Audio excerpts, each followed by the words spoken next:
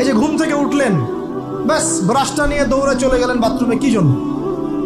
ঘুম থেকে উঠলেন, আগে চোখটা একটু ঘষতে হবে, মুখে হাত দিতে হবে, তারপরে আপনি দোয়া পড়বেন। কি দোয়া পড়বেন? আলহামদুলিল্লাহিল্লাযী আহইয়ানা বা'দা মা আমাতানা ওয়া ইলাইহিন নুশুর। তারপরে আপনি যাবেন বাথরুমে। দোয়াটা না পড়ে কেন গেলেন? ঘুমাচ্ছেন, ঘুমানোর আগে আপনি অবশ্যই বলবেন। ঘুমানোর আগে একদম একটা গান শুনে, একটা গার্লফ্রেন্ডের সাথে 10টা মিনিট কথা বলে, হ্যাঁ জান রাখি, ব্যাস, তারপরে ঘুমিয়ে গেলেন। ঘুমটা আপনার জন্য ইবাদত হলো না? হারামে লিপ্ত হতেন না? আল্লাহুম্মা বিইসমিকা আমুতু ওয়া আহইয়া পড়তেন, সূরা মুলক পড়তেন, সূরা কাফিরুন পড়তেন, সূরা ফালাক নাস ইখলাস পড়তেন, ঘুমিয়ে যেতেন। পুরো ঘুমটাই ইবাদত, পুরো ঘুমটাই নাকি? ঘুমিয়ে আছেন নাকি পাচ্ছেন? আপনি ইচ্ছাকৃতভাবে আপনার আমলটা নষ্ট করলেন।